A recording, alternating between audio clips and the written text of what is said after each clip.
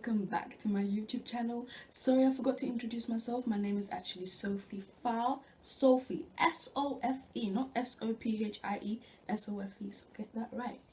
So I told you in my last video I was actually going to talk about my experience with A-levels and BTEC, so let's get down to business.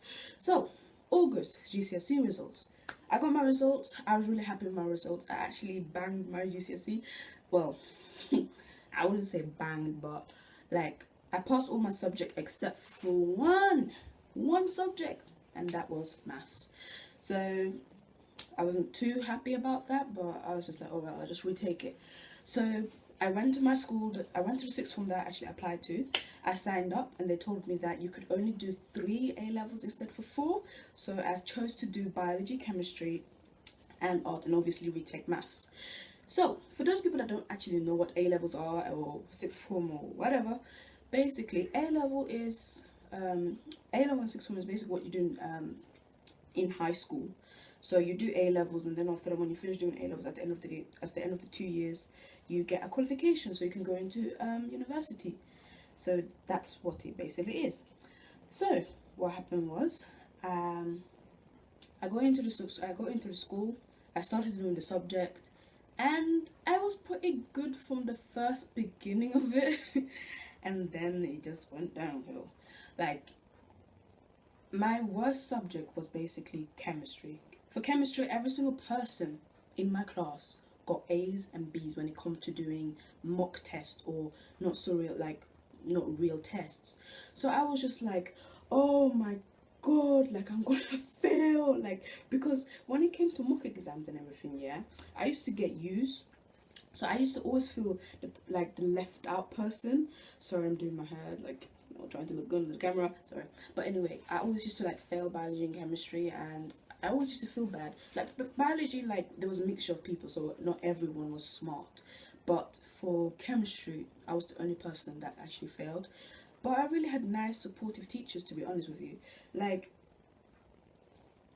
sorry, I really had nice supportive teachers. Like, they always used to help me. They always used to give me some notes to, you know, figure it out and everything. But that still didn't help. Although I had support from my friends, I had support from my parents, support from my teachers, I still was not good for A-levels. So after that, what happened was January, the biggest mock exam ever, and the school was threatening us, like, if you guys don't do it, you're gonna get kicked out and everything. They were all talking about that. Be like, you need to work hard. Not gonna lie, I did work hard. I did actually revise for the exam, but I don't know, it just felt like there was a demon, like some sort of, like, I don't even know, and just didn't want me to pass on every single A-level I did, except for art. I was good at. So give me credit with that. Like, art, I was good. So what happened was I failed there. I failed biology and chemistry again, and turns out I was not the only person that actually got used in both of my subjects. Loads of people failed. And then our teachers start giving us lectures, and then I start going to afternoon classes. I was having different meetings with my subject teachers because they weren't so sure if I was going to make it or not. And then upon that, like after January, you had to revise a hell of a lot because my first exam would be on June. So I was revising, and then when we start having like a mock test, like not a real test but like a mock test, like I would get C's, and then I was like, yay, celebration. And lol, fast forward, August again, I went. It was the most longest journey. Like literally, it takes 20 minutes to go to my school by bus, but it felt like a 1-hour bus journey to my school. Like it was just. I arrived my school. My heart was beating. It just felt like it just wanted to come out of my chest and everything like that. And yeah, I collected my, like, this is how my school did it. If you had a pink like label on your envelope, it means you went through. Like, well done, you got through. But if you had a green on your envelope, you better look up for another school, because they're not gonna accept you.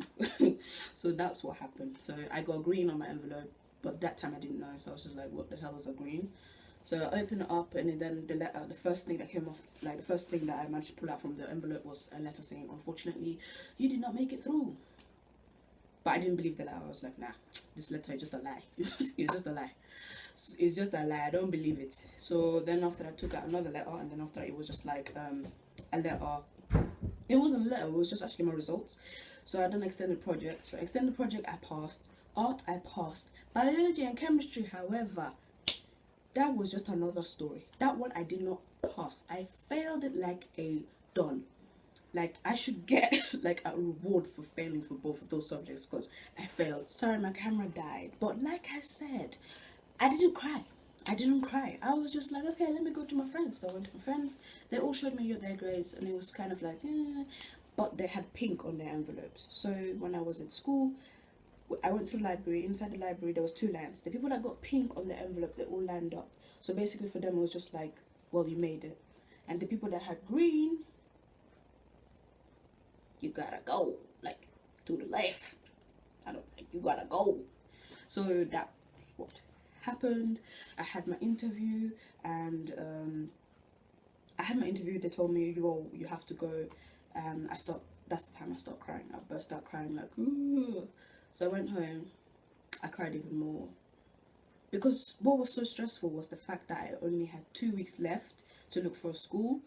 It was so stressful. Like, I cried, my friends gave me support, my family gave me support, and then I went to bed, but I couldn't actually sleep.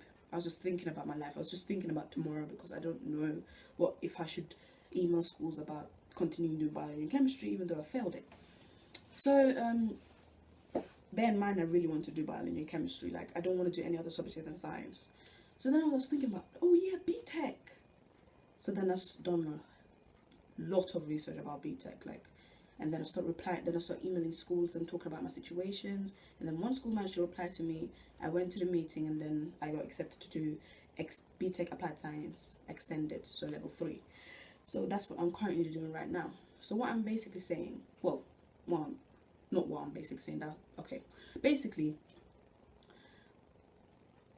teachers praised A-levels like it was so much, like it was worth thousands of millions of pounds. Like, they praised it so much. Like, A-levels was overrated, and BTEC was just like, fam, it was on the floor. Like, no one cared about BTEC. Like, for me, when the teachers talked about BTEC and stuff like that, I would be like, ew, BTEC will get you nothing in life. I would say like that, or something like, oh, if you have BTEC, it's basically you're gonna work in McDonald's or something like that. Like, I was not happy with BTEC. Like, not saying now, but back then when I was doing GCSEs, like, BTEC was just nothing for me. I didn't want to pick it. Like, if a teacher told me to do BTEC, it would just be an insult for me, because like that's what everyone felt like. Like, teachers would praise it so much. It felt like they even used to say like BTEC won't get you to university. Some things like that. They said BTEC wouldn't get you to university, and A-levels would. And I'm just like, okay then, because at the end of the day, when you do A-level, when you do BTEC, any university, a Russell Group university, like, you might do, let's say you do biomedical science, you'll be mixed with everyone with different qualifications. You might have a student in a Russell Group university with distinction star, and distinction, and then you'll mix with someone with A star, A star, A star. So at the end of the day, you'll all be in the same classroom. You all do the same subject. You will all have the aims, like, you all have the same aims, get a good job. So at the end of the day, like, BTEC is something. It's not like it's nothing. And I'm not saying that to scare all of those people that have already chose A-levels or something. No. A-levels is good. But what I'm saying is, think. I wish someone told me this before. Like, think. If you are very good at doing coursework, then do coursework-based subject. Like BTEC. If you're really good at doing exams, however, then yeah, sure, do A-level. I'm saying, basically what I'm saying is that not everyone is great at doing BTEC, and not everyone is great at doing A-level, but do the research. Don't leave it to the last minute when you have 3 weeks left. No, don't do that. Don't. Like, you're gonna be stressed. Like, don't do that. So do your research. Be good. Like, don't do what I did. Like, just continuing doing A level and then, you know, dived into A level without knowing anything about A level, then failing it, and now have to retake, even though it's the best decision I have ever made. But yeah, do your research. So guys, thank you for watching my video. So don't forget to hit the subscribe button and give this video a thumbs up. So next week video, you should see yourself. So I'm not gonna say what I'm gonna do for next week's video, but it's gonna be fun. Anyway, ciao. Bye. Everything, all my subject into one folder. But when it was time to revise, oh, you